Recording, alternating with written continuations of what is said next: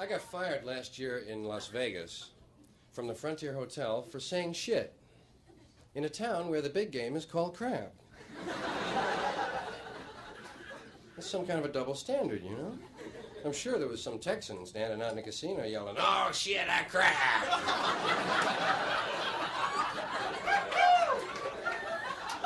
And they fly those guys in free, you know? Fired me. Shit. You get as much trouble saying shit as you can smoking it damn near. Shit's a nice word. It's a friendly, happy, you know, kind of word. Handy word. Middle class has never really been into shit, you know, as a word. No, not really comfortably, not completely into it, you know, not really relaxed with it. You'll hear it around the kitchen if someone drops a casserole, you know. "Oh, shit! Oh! Oh, look at the noodles! Oh, shit! Don't say that, Johnny, just hear it. Oh, shit." Sometimes they say shoot. But they can't kid me, man. Shoot is shit with 2 O's. No one ever uses the word shit really literally, you know? It's always figurative speech. "Hey, get that shit out of here, will you? Just move that shit away. I don't want to hear that shit. Give me that shit. I don't have to take that shit. I'm not full. You're full of shit. You kind of a shithead or something? Don't need that shit." It's always figurative. You never hear anyone say, "Look at the shit, Martha. Wow. Little piles of shit in the street. Wow." They don't say that. They have other words for that. Doo-doo, caca, poo-poo. And good old number 2. Could never figure that one out, man. How did they arrive at that? Out all the numbers, 2 gotta mean shit. Why didn't they pick 13? Right? They didn't like that one anyway. That'd be easy to remember. 13 means shit and bad luck, right? I got it. My dog does number 5. That's 3 1s and a 2. Your dog does that, right? Dogs do a lot of number 1s, man. They really do. They hold that and they spread it out all over town if they can. Because they know if they do 1 all at once, you take them right up the house again, man. They save 1. Little here, little there, man. They can do 20, 25 number 1s sometimes. I told my little girl, you know, that our dog did number 5. I said, "Hey, Bogey did number 5, you know, 3 1s and a 2. Ah!" She thought that was great. She kept running back for an hour, man, telling me different combinations, right? "Hey, did 21, 10 2s and a 1. Ah!" Kids are like that. They love a joke, man. They really run with it forever. Just 4,000 variations on a theme. Hey, another aspect of the word shit. To the drug community, a nice term. Sounds. What is Time Magazine calling it this week? Drug culture, mini culture, micro culture, whatever they will. They have a million hyphens over there at Time Incorporated. Throw them around. Yeah. To the doper, shit means something very special. Shit means shit. Yeah. Whatever you smoke, drop, shoot, snort, rub into your belly, or whatever, is your shit. Especially grass, most often referred to as shit. Yeah. Got any shit? No, I'm out of shit, man. Why don't you lend me some shit? You already owe me some shit. I wonder if one narcotics policeman, I call him narcotics policeman because I don't like the word narc. It sounds too final, you know? Narc. Sounds like it's over. Narcotics policeman sounds like you might have a chance of talking him out of it, you know? Good luck. But I wonder if one narc could go all the way through school and not know that shit means shit. He might. Sure be in for a lot of surprises first day on the job, though. Some guy would roll up to him. "Hey, you want to buy some shit?" Well, I'd never thought about it, really.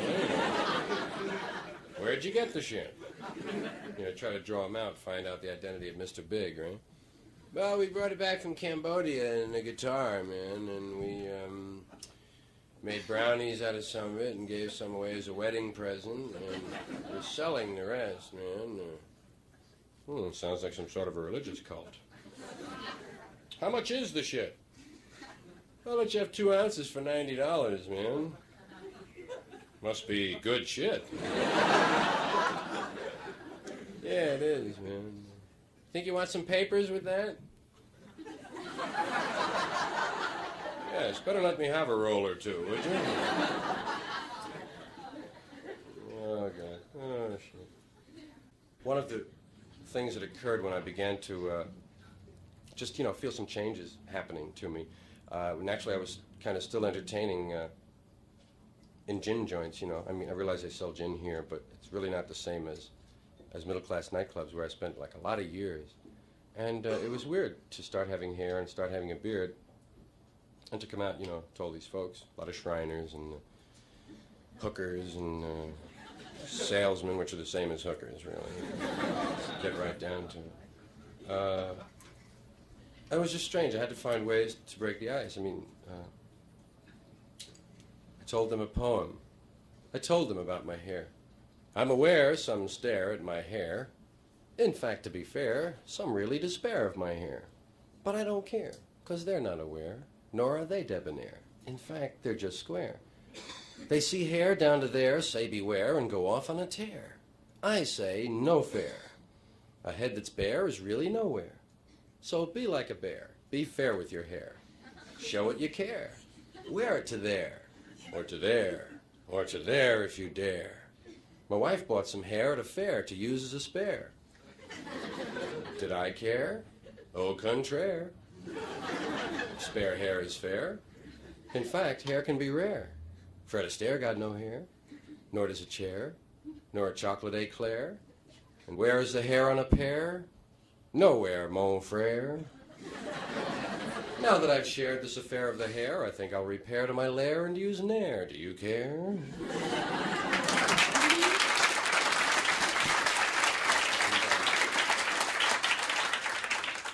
Here's my beard, ain't it weird? Don't be scared, just a beard. That's the thing, the word beard shook a lot of people up. Beard. It's not American sounding. Beard. Lennon had a beard.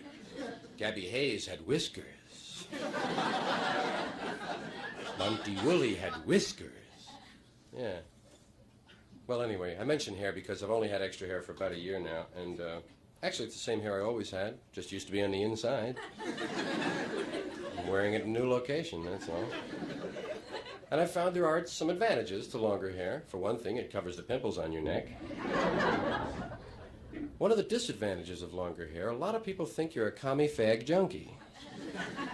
And it's tough to talk about the three things at once, you know?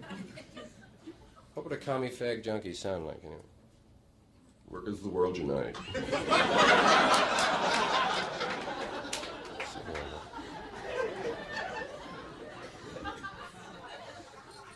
How many did not wear a good, strong deodorant tonight? Don't raise your hands, no. 5-day deodorant pads would have to be the strangest product yet to emerge from the business mind. 5-day deodorant pads. Sounds like a curse of some kind, you know? And tell the truth, now be honest. When you first heard of 5-day deodorant pads, how many of you thought you had to wear them? I always catch a few. 2 years I wore those mothers. A lot of laughs at the beach, you know. Hey, look at the goofy guy. He's got things under his arms. Scope. Has anyone here ever received a bottle of Scope? Has anyone here ever sent anyone a bottle of Scope? It just seems like such a cruel thing, you know? I often think of the borderline psychotic. It just needs one more thing to go wrong, you know? Going down to the mailbox. What's this? Scope. Scope.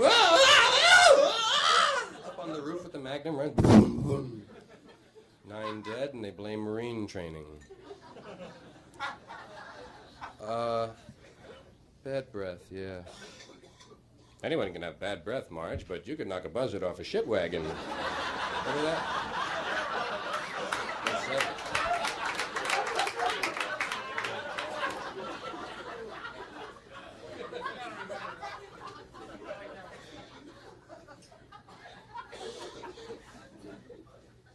Hey, if you ever run out of deodorant, I never mentioned that. You can, you do, even in the nicest home. You get one pit done, you know, and oh, God. You gotta go like that, you know.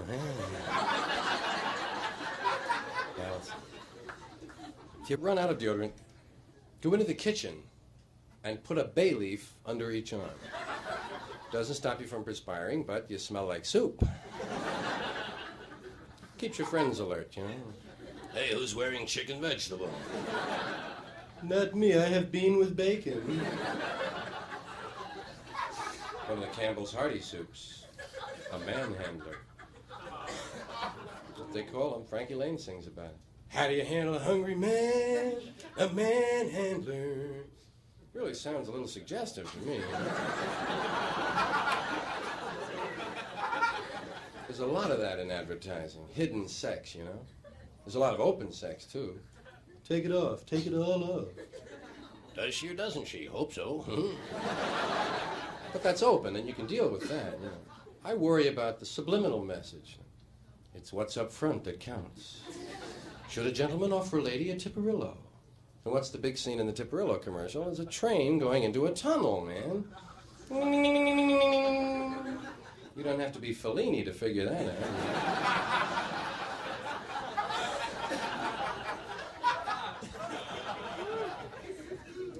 But not all of the sex in those commercials is wholesome, normal, good old-fashioned American man on top, get it over with quick. Sometimes it's bizarre. I'd walk a mile for a camel.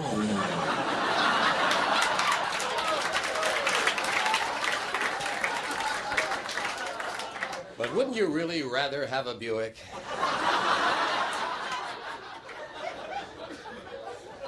I can get my hands on a Toyota. Well, they say Plymouth makes it. Let's make it with Toyotas. And the cigarettes are obscene. Doral, taste me, taste me. A few years ago, eat me was a bad word. You couldn't say it on television. Now they got male models running around singing it. Taste me, taste me.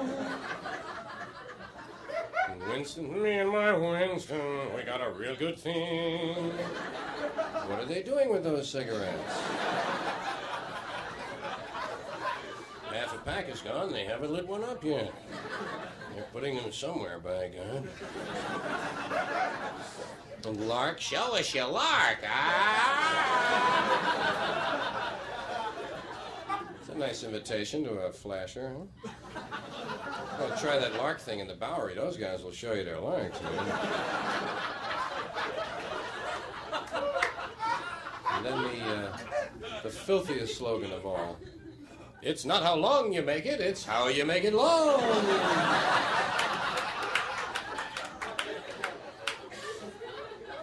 Fortunately, that's based in truth, so it's easy to take.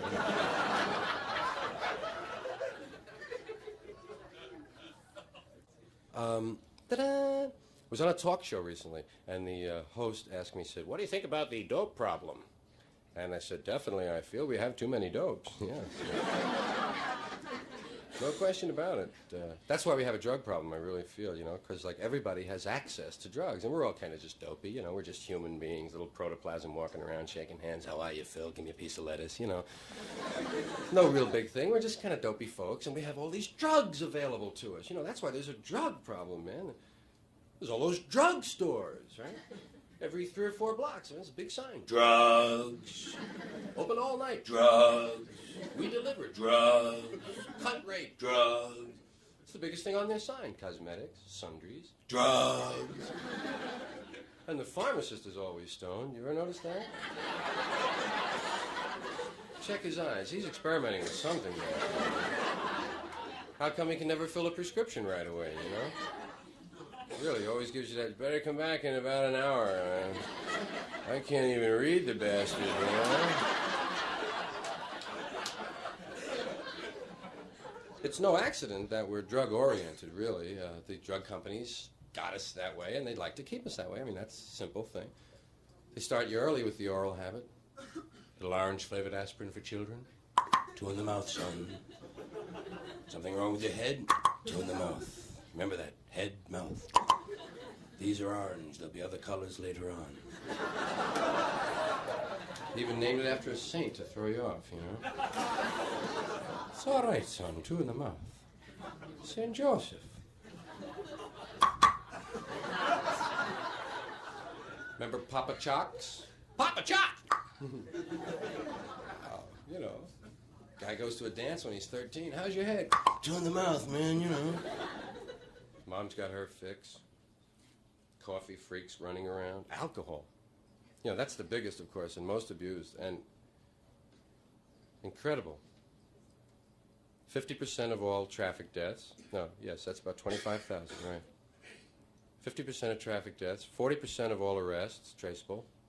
50% of all first admissions to mental institutions, traceable to alcohol. And then, of course, there's diabetes, gout, high blood pressure, heart disease, insanity, divorce. I always say, drink up, Shriners, whenever I see a couple of them, you know? When they talk about drugs, they don't talk about all of them. That's the problem. They don't mention coffee. The low end of the speed spectrum, I grant you. But there are coffee freaks, and they're walking around, nobody, you know, worried about it or anything. Mrs. Olson never tells you about that mild speed lift, you know? Because she's shooting freeze-dried Folgers, right? But you've seen the coffee freak in the office, haven't you? The guy who drops 8 or 9 cups every morning. Always in a good mood. Hi, how are you? Warm that up for you? Okay, yeah, hi, how are you? Hey, good to see you. Always in a nice mood, fine. Until the coffee urn breaks, man. Then he's the first cat over. What do you mean broken, man? Well, plug it in, man. Turn it around. Never mind, man. Put some water in. Holy shit, man. Turn the plug around. Man. And then he goes out and scores because he's the one who's hooked, right? I know it's just a dopey example, but that's the beginning of it. Then you have housewives and the diet pills. Mom found out there's a lot more than dieting in those pills, man. Help you grind your teeth and feel great, too. Keep on the phone a lot. Hi, how are you, Marge? Anyway, look at up. Let's go. How are you? Where are you going, Mom? Shopping at midnight? Well, they're open, you know. Never mind. I'll see you later, man. And athletes got into uppers. College athletes. The right wing's last line of defense on campus. And they're doing amphetamines. Remember when being up for the game used to be kind of a spiritual thing? Now, man, you up for the game? Been up all week, man. Birth control pills. That's part of the drug scene, isn't it? You'd have to count them. The entire female population of the U.S. is being used as the guinea pigs to find out if birth control pills are going to have any side effects or not. Isn't that nice? Really, if every lady who used them gets to 61 and one leg gets shorter than the other one, yeah. Better call the pills back. Birth control pills are still on prescription. You still need a note to get laid, you know. So bad. Not only do you need a note, you got to go to one guy to get the note, and then you got to bring it to another guy. Everybody's in on it, you know. Ladies must feel silly going in there. Here's my note.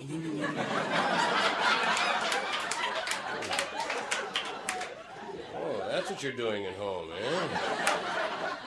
Well, we're keeping a record of it here in the store. And late at night, I read them.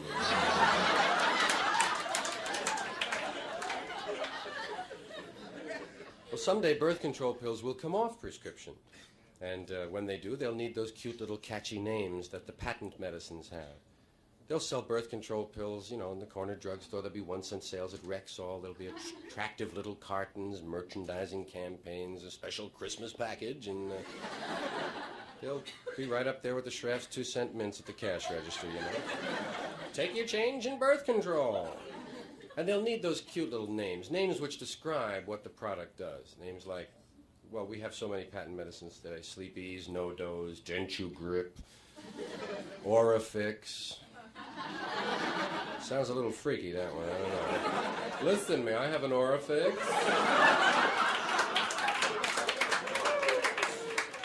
Not without a note, hell no.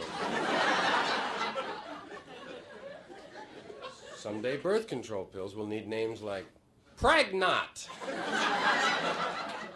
Doctors prefer Embryno. Here's one for the ladies, Nary a Carry. Something lofty and poetic, Nay Family Way. Something earthy and crude, Mom Bomb. Something for the youngsters, Junior Miss. Here's a real man's product, Inconceivable. Mommy Knot, Fetus Fail, Kitty Kill, Papa Stopper, whatever you want. Womb Broom, Humpty Dumpty, you know. They're clever guys. I wouldn't be surprised if they come up with a birth control pill that doesn't work all the time.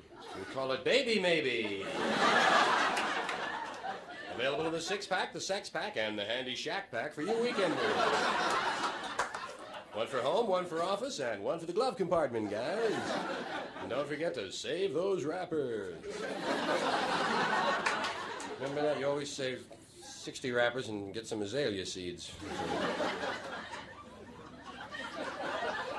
Here's a phone call that'll never take place. A common phone call that will never occur again once birth control is universal. Once everyone has a way to plan, no bachelor will ever have to fear this phone call again. And they fear it. So do married men. It's a scary call if you're fertile at all. Hello. Hello? Dave? Yeah, this is Dave. Who is it? This is Jane. Jane? Jane who?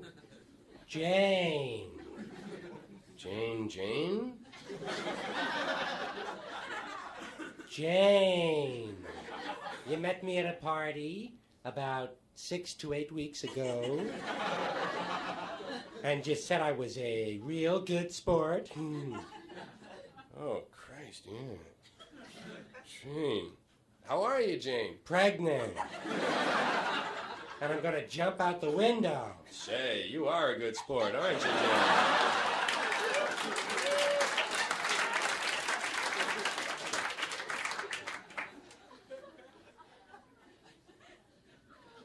It is a male sexist pig joke, really.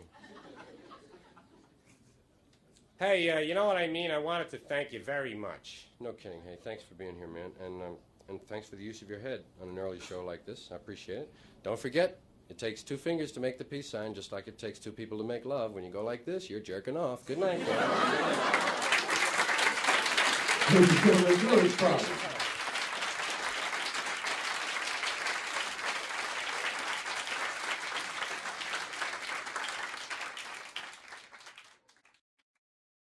I was a disc jockey when I was 19. I was lucky. I found a job, like, you know, when I should have been still learning about it. And it inspired wonderful wino and Willie West, a character of mine. Radio stations, of course, changed personnel rather rapidly. Willie West is no longer at Wonderful Wino. He's been replaced by Scott Lame. Hi, gang! Scott Lame here! The boss jock with the boss sounds from the boss list of the boss 30 that my boss told me to play. Right here on the nifty 850.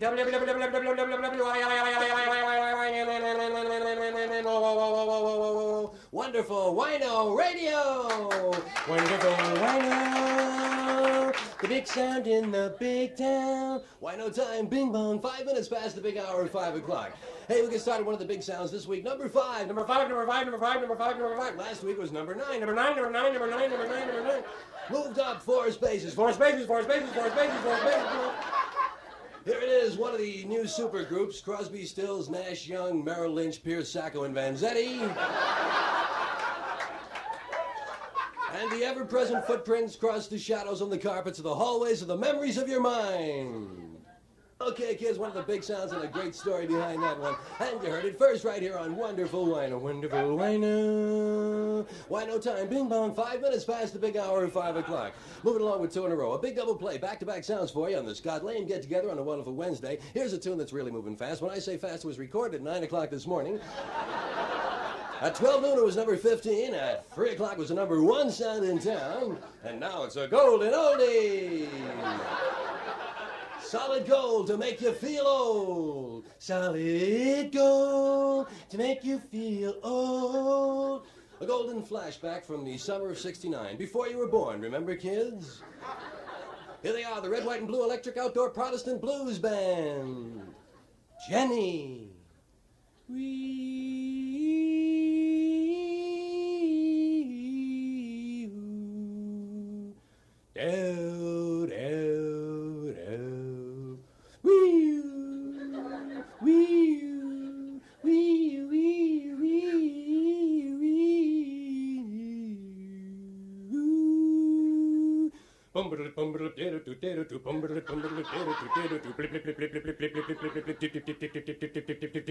Jenny. Okay.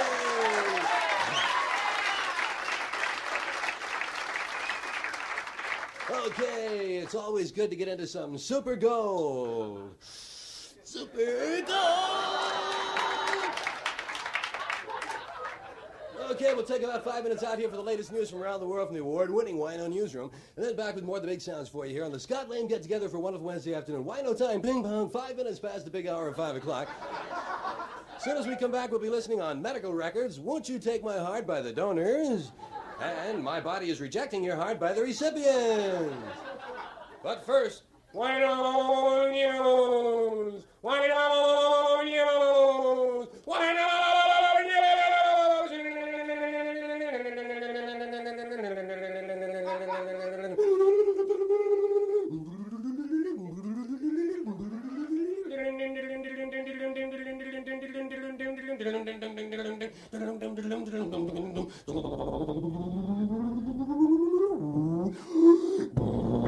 From around the world, across the nation, and up your street, here it is, Wino News, with Wino Newsman Bill Peeper. Saigon!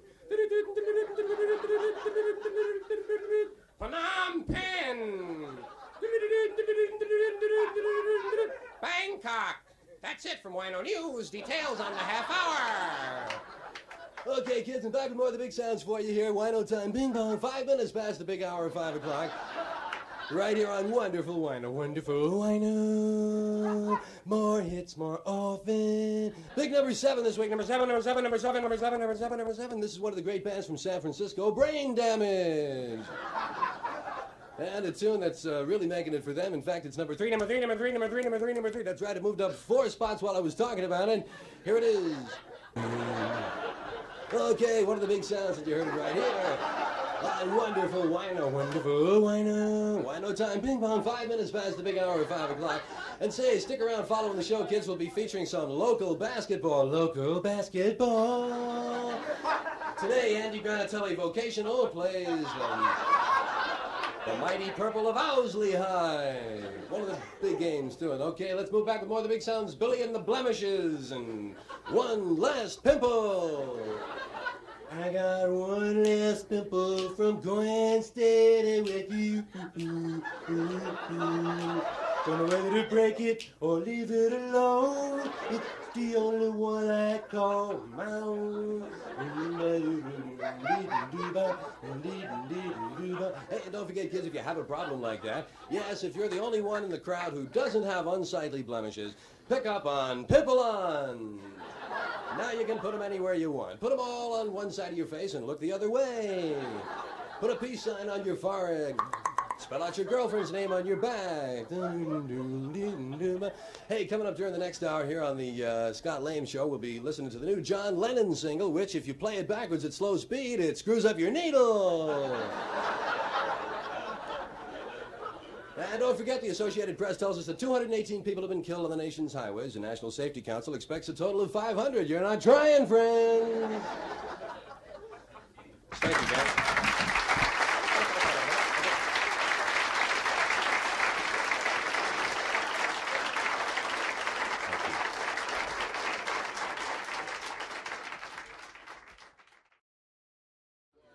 Now there are a lot of couples shows. There's dating game, newlywed game, family game, baby game. They don't have divorce game. You've seen the shows, bunch of couples sitting around giggling. Ask them dopey questions. Do you have any pet names? Yes, Godzilla.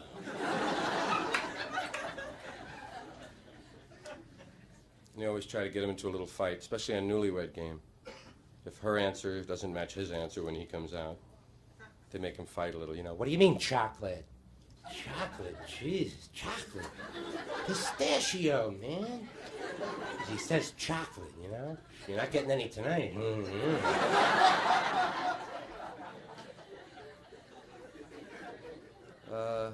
I'd like to see Divorce Game. I think it's realistic. It's the one part of the male-female relationship they haven't capitalized on. I mean, they have Divorce Court on TV. Why not Divorce Game?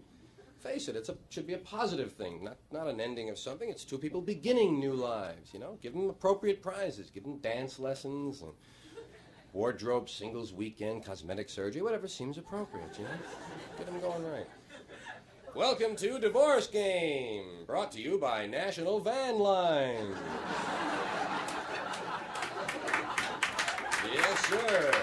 If you're breaking up a home, let National break it up for you.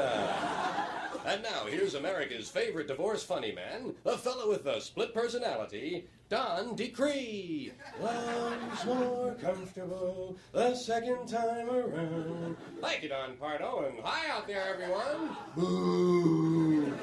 Find another nice house today. Welcome to Divorce Game, the show where some lucky couple actually wins a legal divorce right on the air and spends an exciting week together here in Hollywood as our guests at the fabulous Veterans Hospital. And a little later on, we'll be playing our home divorce game. That's where we call a housewife at random and tell her husband is downtown drinking with another woman. Yes, sir. Okay. That'll be lots of fun, but we'll be doing that a little bit later on in our show. Right now, it's time to meet a couple from yesterday, Raoul and Congolia Breckenridge. Been married 16 years and really can't stand one another. He's a pearl diver from Yuma and been out of work for some time now. His hobbies are lighting fires and helping the poor. Her hobbies, collecting foreign tennis balls and knitting humorous cummerbunds. And together they make napalm at home for a local right-wing group. Wonderful couple, and they chose category number 4, mental cruelty. Okay, ladies, cool it. I know that's your favorite, mental cruelty. And yesterday, you awarded them a divorce right here on our stage, and now it's time to determine the custody of their children. We'll spin the big custody wheel. And we'll find out who gets who. Congolia, what are the ages of your children? Well, we have triplets, 6, 5, and 1. Okay, let's spin the big custody wheel and find out how many she'll get to keep.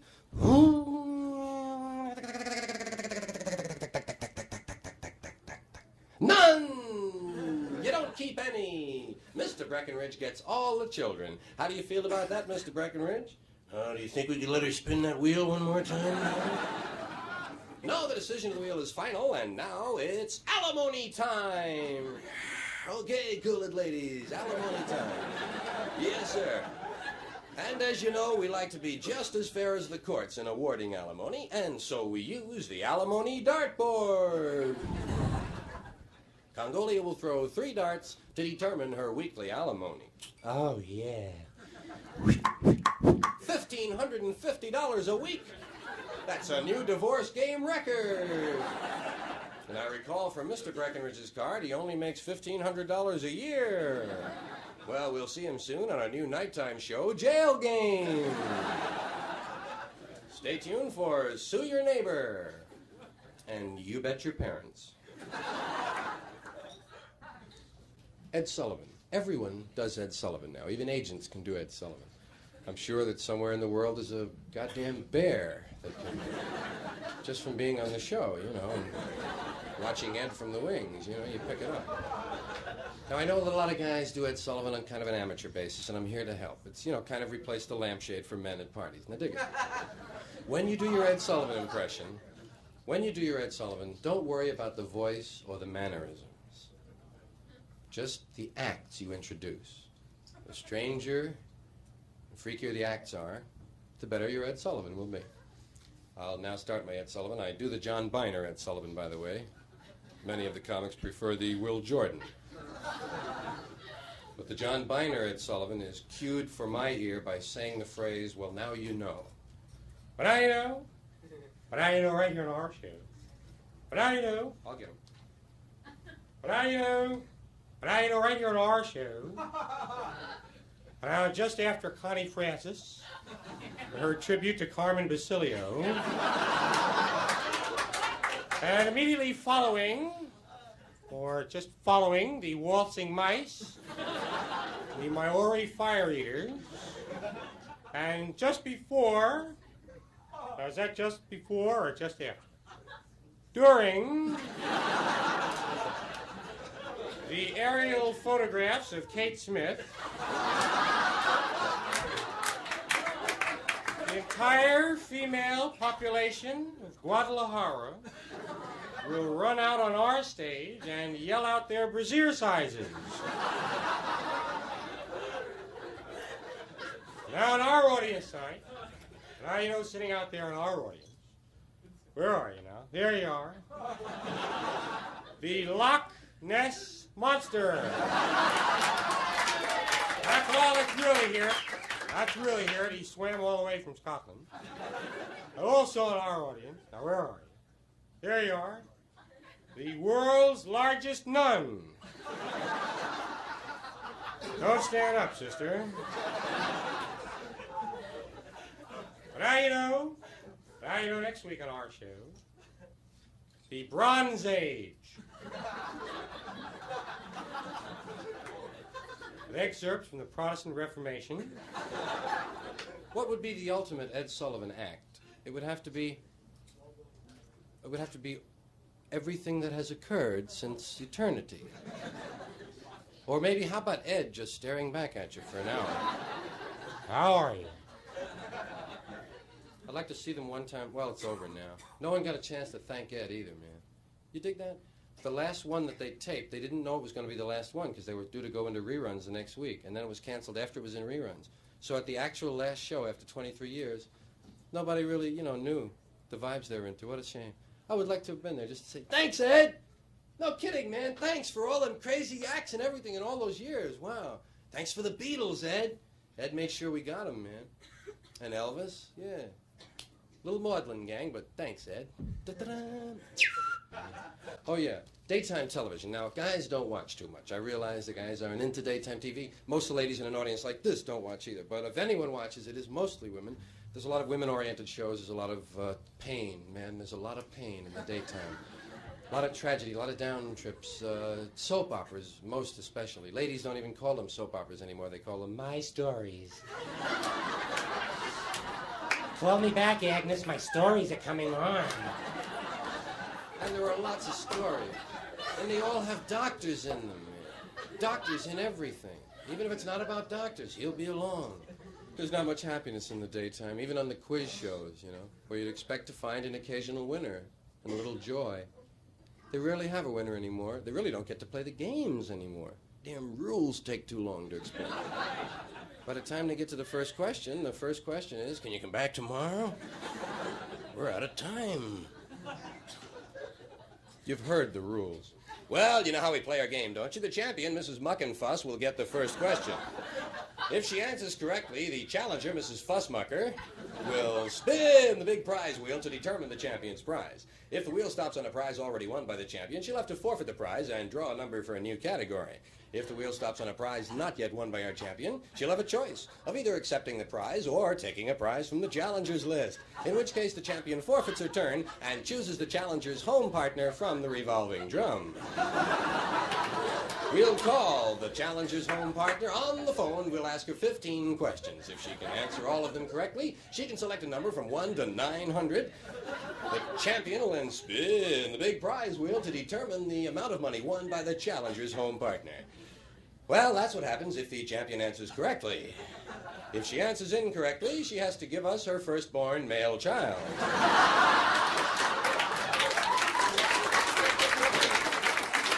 Well, it's only fair.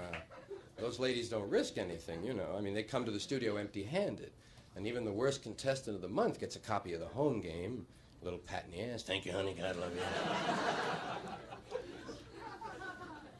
I'd like to see those ladies have to bring in their own furniture and bet it against the house, you know? Give a little excitement. Okay, you've lost. Take it away, boys. Her living room. Okay. Isn't she a good sport? And then there's Let's Make a Deal, the seat of greed in America. You've seen the people on Let's Make a Deal. You should see the ones they don't let on the show. Take them away. Yeah, but you got to be a little bit dingy, I think, to be 43 years old and standing up there dressed like a radish, you know. And the ladies, God love them, they show that greed when Monty shows the money. Hi, I'm Monty Holden. I have $500. Not anymore, Monty.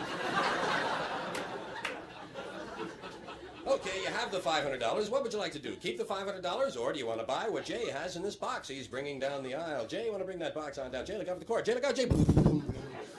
Well, now we know what Jay had in the box. It was a cheese straightener. Deluxe Model 2. Okay, what do you want to do? Do you want to keep the cheese straightener, or do you want the $500? Or do you want door number 1, door number 2, or door number 3? Oh, Christ. Oh, Monty. What were the doors again?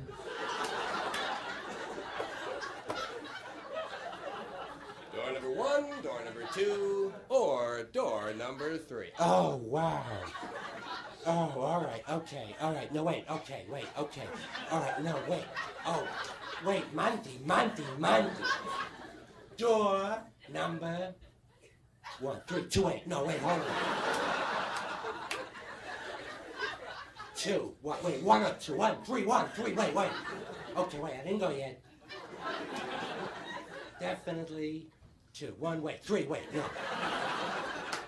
Okay, eeny, meeny, miny, moe, catch a fella by the toe. If you holler, you're out, Monty. No.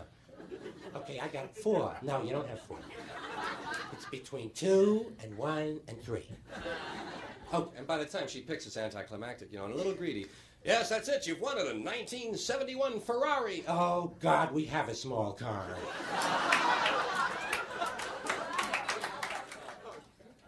It's 8 o'clock in Los Angeles. It's 9 o'clock in Denver. It's 10 o'clock in Chicago. In Baltimore, it's 6:42.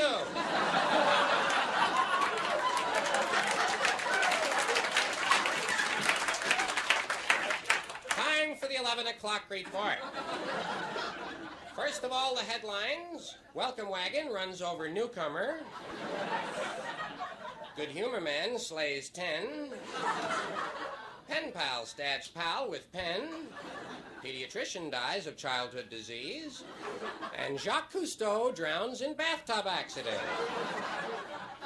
We'll be back with full details in just a moment after this word from Cooley's Cigarettes.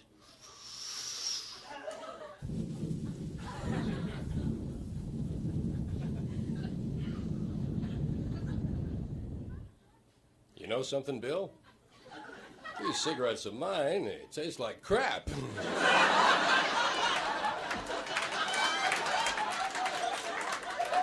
Say, Dan.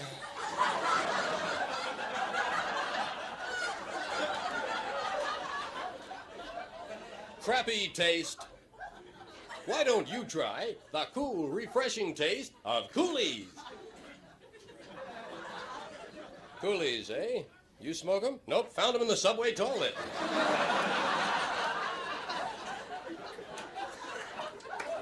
And now back to the news. History's 135th heart transplant operation was performed yesterday in New York City. One unusual note, the heart transplant took place in Central Park at midnight, and the donor's family was not consulted. Dr. Timothy Leary's brother, really Leary, today announced the formation of a new religion which teaches that when you die, your soul goes to a garage in Buffalo.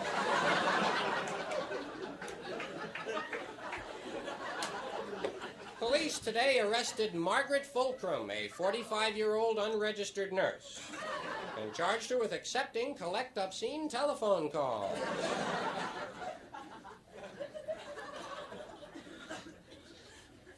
Famed television announcer Charlie the Tuna was found dead today of mercury poisoning. Sorry, Charlie. Good news from the Far East. No one was killed in Vietnam today. However, 3 people died of old age at the Paris peace talks.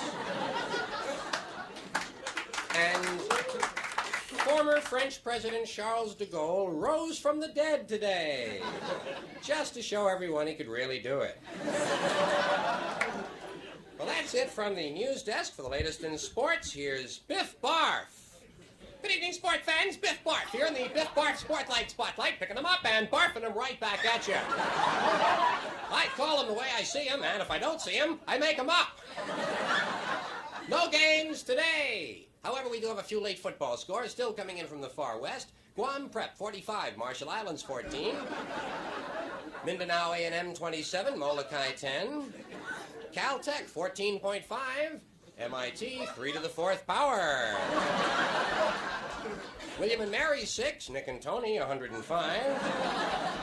And here's a partial score, Stanford 29. Well, that's it, kids. That's it from the scoreboard in the world of golf today in the Fats Domino Desert Classic. First round leader Willie Waterhazard had a birdie, 2 eagles, and a duck this afternoon. Meanwhile, the favorite Gary Fairway was way behind, scoring a record 609 strokes on the front 9 when he accidentally stepped aboard a bus to Minneapolis while playing a difficult lie from the highway. Well, that's it, sport fans. Join me tomorrow afternoon on the ever-widening world of sports when I'll be presenting the National Two-Man Pall Bearing Championships. And next week, I'll be a guest hunter on American Sportsman. 6 of us are going to kill a rabbit. Now, with the latest in weather, here's Al Sleet, your hippy-dippy weatherman. Hey, hey, pasta! Okay, what you call your pasta? Al Sleet, hippy-dippy weatherman, brought to you by Parsons Pest Control. Do you have termites, water bugs, and roaches?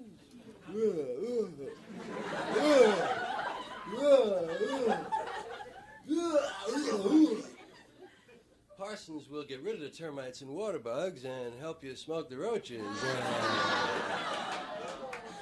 Present temperature is 68 degrees at the airport, which is stupid because I don't know anyone who lives at the airport. Downtown, it's much hotter. Downtown's on fire, man. Now, if you'll take a look at our national weather map, you'll see that we don't have one. So try to picture last night's map in your mind.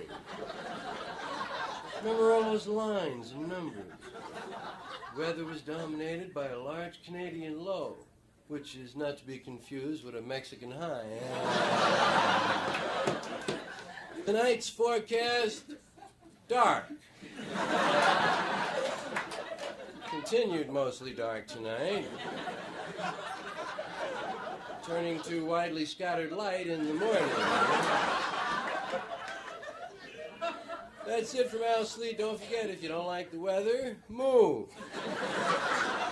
Thanks, Al. Always a great report from Al Sleet. I think we all know by now Al's been into the mushrooms. Well, that just about wraps it up on the 7 o'clock report. Join us again tomorrow night at 9 for the 11 o'clock news. In the meantime, stay tuned for a brand new comedy series, Double Trouble, the story of Siamese twins joined at the lips. and the merry mix-ups that occur when one gets married and the other has root canal work the same day. Good night, all.